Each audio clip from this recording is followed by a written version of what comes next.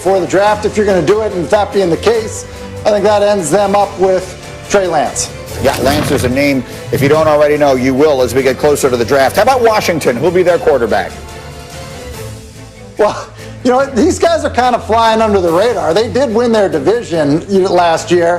How about Ryan Fitzpatrick? He's kind of this guy that keeps finding himself without a home, and then he ends up somewhere, and he plays really competitive football, makes the people around him better. So I think you look at Washington and say, Ryan Fitzpatrick would be a great guy. Think about the deal he signed in Miami, 2 years, $13.5 million. You know, you're not paying an arm and a leg for him, and I think you get good quarterback play. I think that is such an important point. I want you to look at these numbers on the screen. Cindy, leave them up there a second.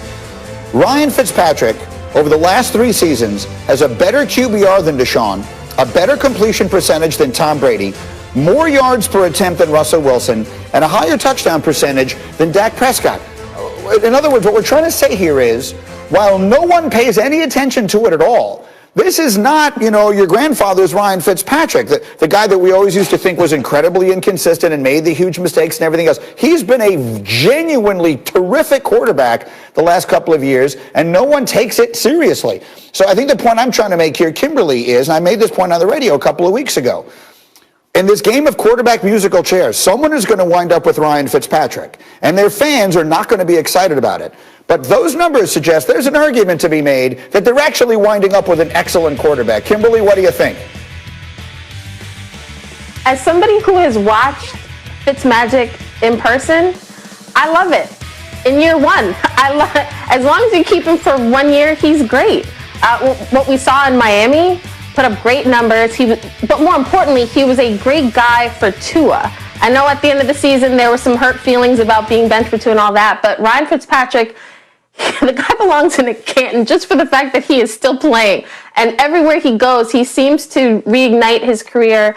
In Washington, you know, their QB situation between Haskins and Alex Smith, who is still coming back from the leg situation, and Tyler Heineke, they have him, but Ryan might actually be a decent fit, a 1-year rental, if you will, because he's a good locker room guy, and you know he's going to take a young team and just show them how to do the job, and then you get rid of him.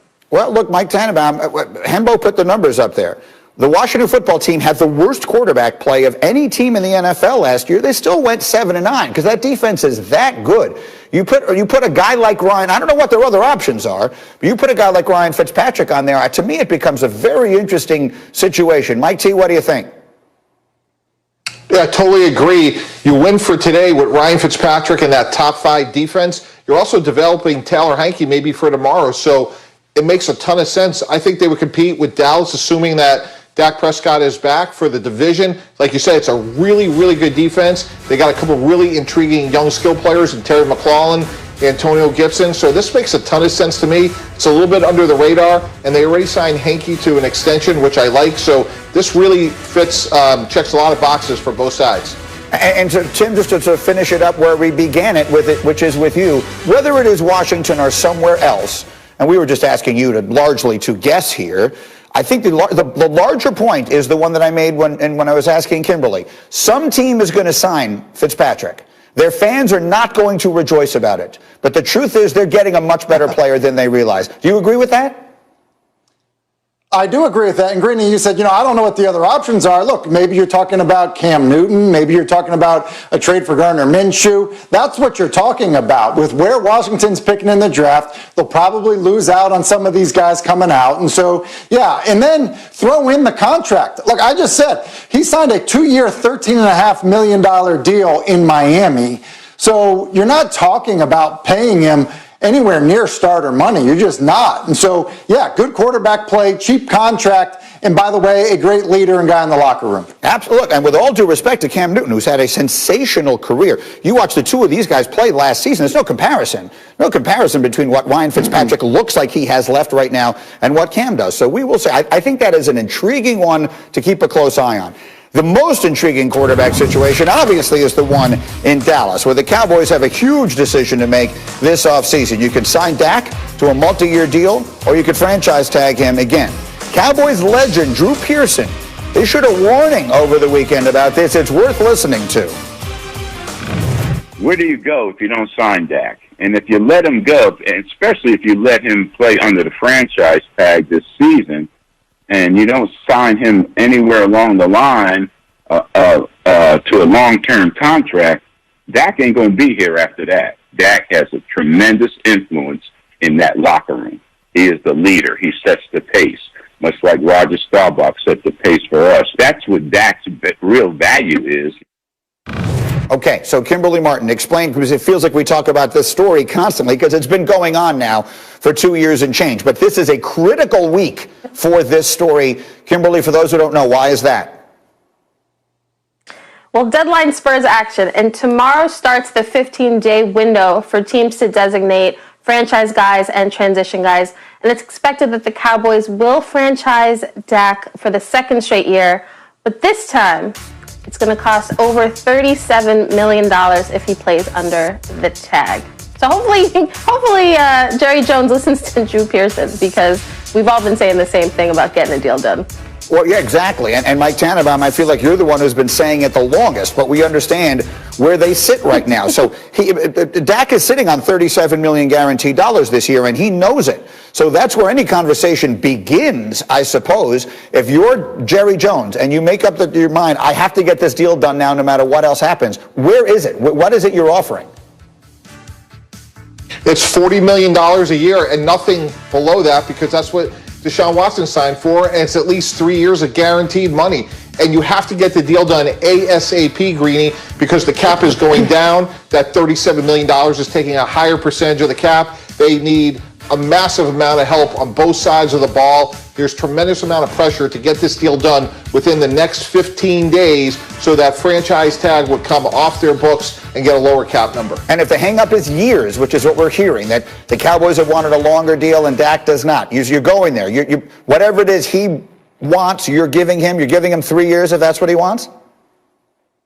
Greeny, it's 100% capitulation. Here's the contract, Dak. You basically fill it in, and we have to accept it. You win, we lose. We blew it 2 years ago. It's going to cost us $50 million. We're going to cut our losses and get it done. That sounds good to you, and to me, it's tough for me to picture Jerry Jones doing that, but I think you have it right. Tim Hasselbeck, what do you think? Well, to just kind of put it in some context, Mike is basically saying 3 years, $120 million, fully guaranteed.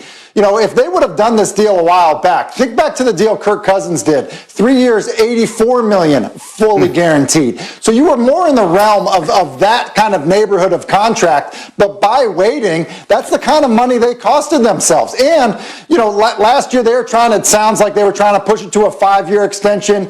Dak wanted a 4-year extension or maybe shorter. And so by doing that, they've lost. Even though he got hurt last year, Dak Prescott has won this negotiation.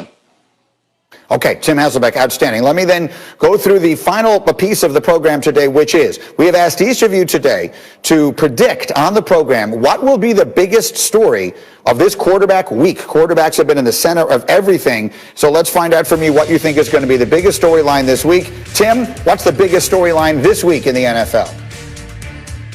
The Hasselbeck Herald, I guess, has Marcus Mariota going to the Patriots. Look, they're a team that's kind of does a good job of having value. You think about Marcus Mariota, played really well in Las Vegas in relief last year. And I think he's a guy that still has a lot of potential. A tremendous runner, a better than advertised passer. And you think about $10.5 million as your starting quarterback, you could pair him with a young guy that you're developing, even though Mariota's just 27 years old.